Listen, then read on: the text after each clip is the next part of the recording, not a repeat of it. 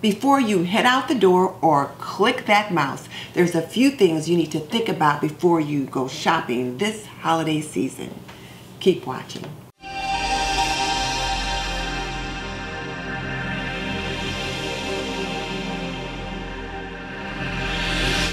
Welcome to This and That with Denise Jordan. I teach women to make wise home, health, and beauty decisions. So if you want to learn more about running a household, subscribe.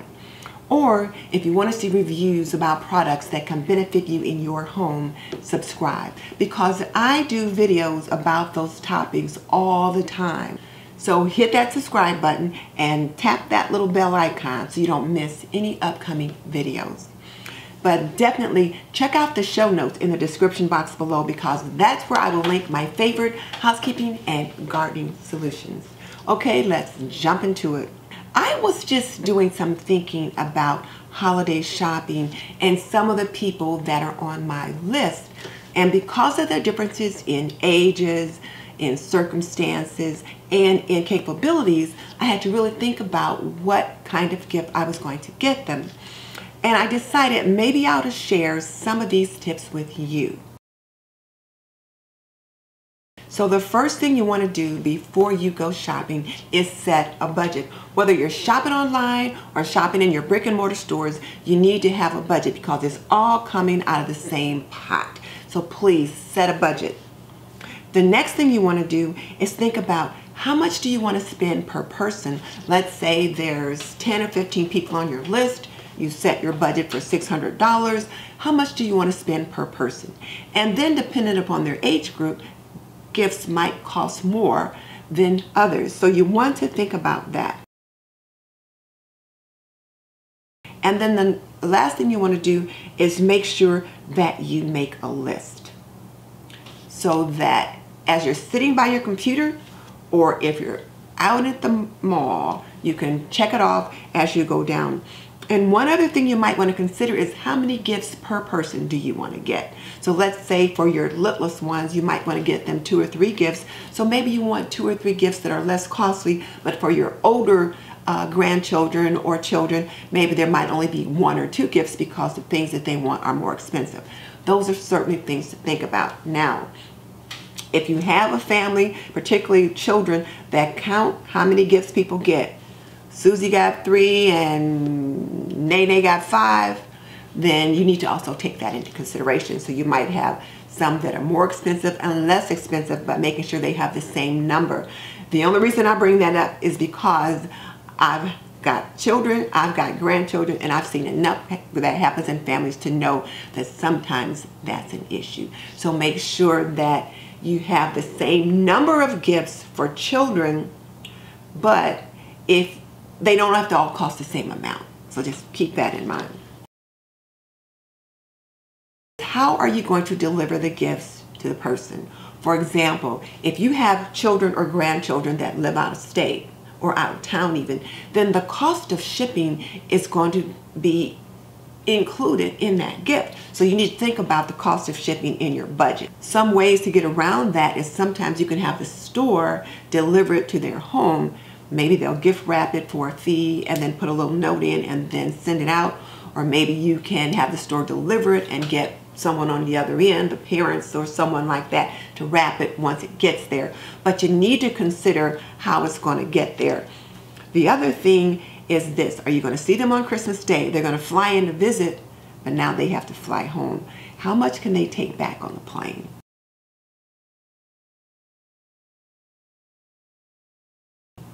So that's something to consider. So if they're going to come in and you've got a bunch of gifts for them, and then you're planning on mailing or shipping the gifts out once the holiday is over, fine. But you just need to think about that and plan ahead.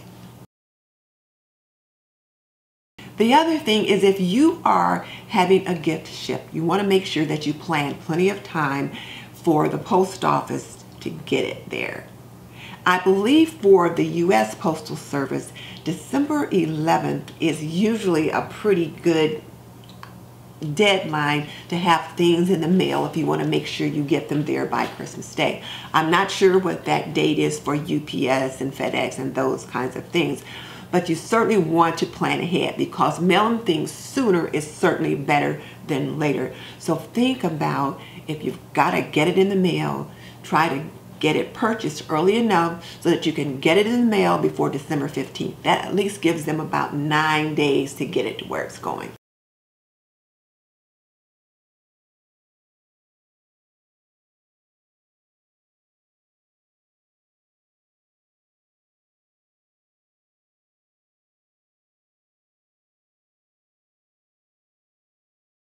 The other thing you want to take a look at is making sure it's age appropriate. And this is important, and age appropriate guidelines are there for safety reasons. Let's take a look at something as simple as a Barbie doll. Typically, Barbie dolls are not recommended for children under the age of 3, and that is because there are so many little tiny pieces that accompany that kind of toy.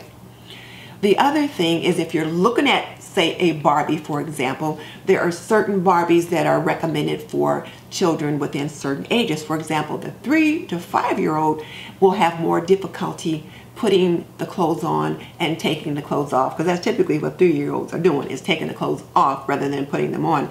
But those early Barbies aren't as movable, aren't as positional as some of the more advanced Barbies. Then you also have your limited edition Barbies. Well, those pretty pricey Barbie dolls are more for show and not for play. So when you're looking at those kind of items, think about the age of the child and what kind of behaviors do children of that age group have. So some toys that have lots of little small pieces might be choking hazards for children under a certain age. So that's a safety issue that I really want you to think about.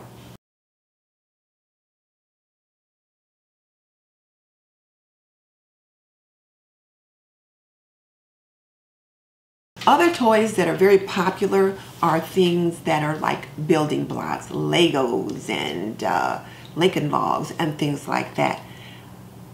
And they have Legos that are age appropriate as well. They have larger pieces of Legos for younger children, and the smaller Lego bricks for children that are older, with other little pieces that go along with them. So just make sure you think about the age of the child and read the age appropriate requirements on the box.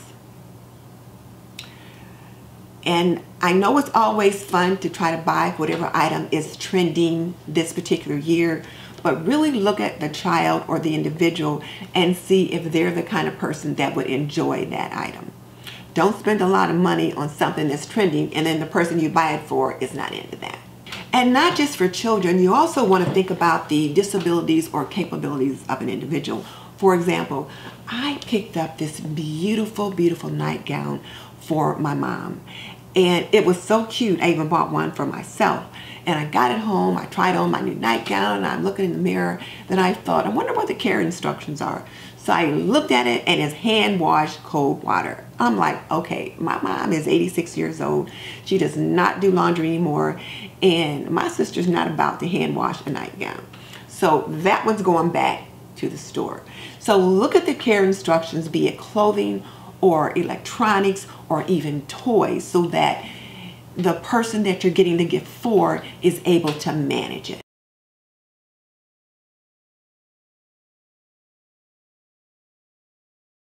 Another biggie for holiday gift giving time is a book. For me, I love books. Books are always appropriate, and there's a few that I have on my wish list. And for my children, I always gave them a book at holiday time, at Christmas time, because I wanted them to know that books are important and that books are worthy of receiving as a gift. Now, the book that I chose for them depended upon the child. Like, for example, for my oldest son, one year he got a subscription to Sports Illustrated. He was a reluctant reader, but trust me, he read that Sports Illustrated. So think about those kinds of things. Holiday books, books about Christmas and Hanukkah and those kinds of things are fun to get at holiday time, but they're probably not going to be read very much during the year. So think about a reading choice that can be seasonless. that's timeless, that they can look at many times going forward. Books like The Secret Garden and others.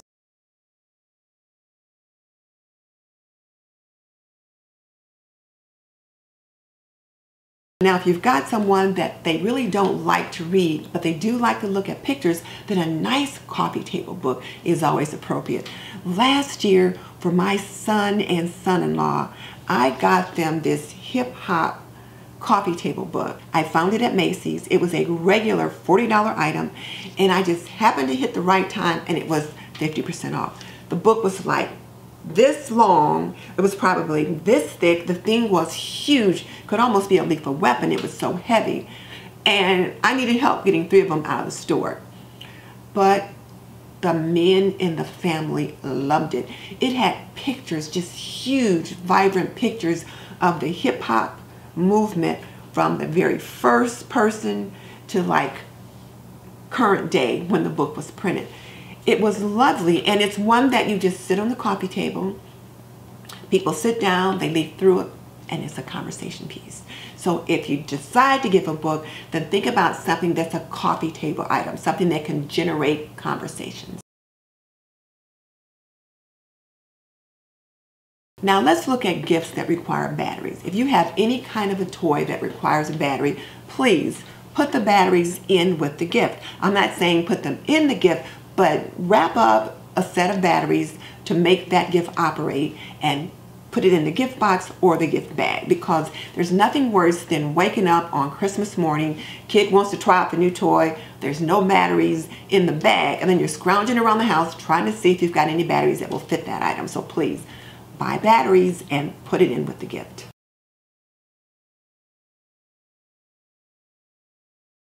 Another thing to consider is don't buy lingerie or underwear, personal items like that, for someone unless they're a significant other or a very close family member and this is what they said they wanted.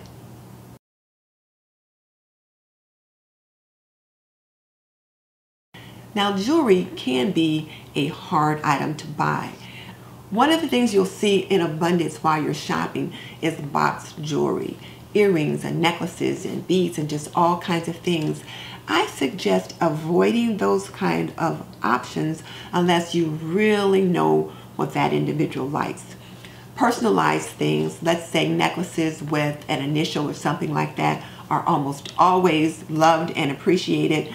But those little brooches that have poinsettias and all kind of Christmas motifs on them, whereas they're nice on the holiday, you're probably not going to use it very much until the next holiday comes around. So whereas I will set those things aside and I'll get them out and then I'll wear them when I'm doing my Christmas holiday shopping, or if I'm having a cookie swap or something like that, they're not things I pull out quickly. So avoid those kinds of options if you can.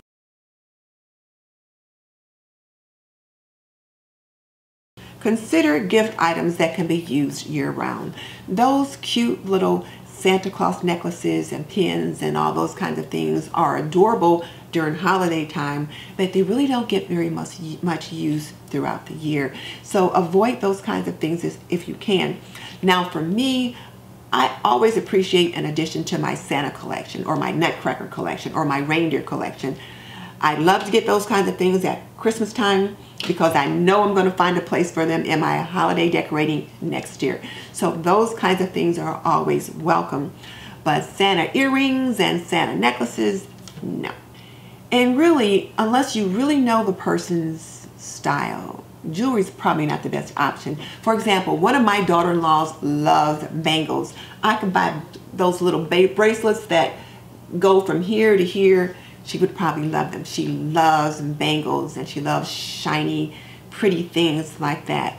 And her 2 little girls like the same things. They love bangle bracelets. But my daughter does not. She prefers pearl bracelets and things like that. So just make sure you know the difference in styles for the individual that you're choosing something for, because you don't want to have your feelings hurt by buying them something and then they never use it. And Hostess Gifts should also be on your list. If you're going to a holiday party, you should take a Hostess gift. So you can get something as simple as a candle, a box of chocolates, or a bottle of wine. But put it on your shopping list so that you have it, so that when it's time to go to the party, you're not running into Walgreens or CVS to pick up a box of candy. Plan ahead and put it on your list, and then it stays within your budget.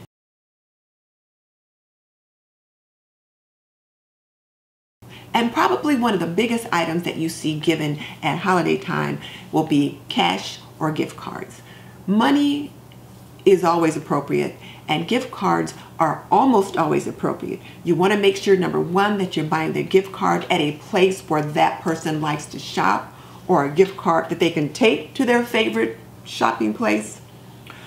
Or if you have a person that you know does not like gift cards, then don't get that person a gift card. Some people prefer that you think ahead and choose something for them, and they feel like you've taken the time to do that, whereas they feel a gift card is a little impersonal. So those are just some things to think about in that regard. And I guess overall, just don't spend too much money.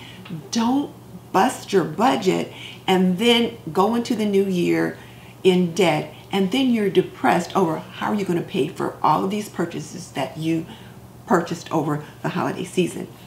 So think about those things. One of the TV personalities, and I think it was Kelly on Live with Kelly, made the comment that she gives her children 3 gifts for Christmas. And she said one year they said something like just 3 gifts, and she said the baby Jesus only got 3 gifts. What, you're better than him? And I thought, what a nice sentiment. So think about the number of gifts that you want to get and the amount of money that you want to spend, and stay within your budget, because you want to enjoy the holiday season and not go into depression later. And before I wrap this up, let me just say, if you do any online shopping, please do due diligence and compare, because you've got the time to do that. So compare prices, make sure you're getting the best deal. And if you're shopping at Amazon, I do have an Amazon affiliate store.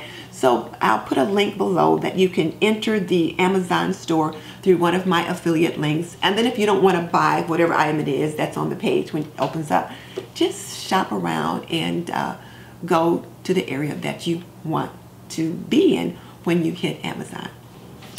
Well, that's it. Those are the things that I wanted to share with you before you went shopping this holiday season. So now here's my question for you. Have you made your budget yet? Have you decided how many gifts you're going to get per person? If not, why not? Let's do it now. And just so you know, I've raised 3 children. I've managed a home for more than 45 years, and I am a nurse by profession. So if you want to learn more about running a household, cooking and cleaning and laundry and health and beauty, subscribe. I would love to have you as a member of the TNT community. In the meantime, this is Denise Jordan saying goodbye. I hope you have a great time shopping this holiday season.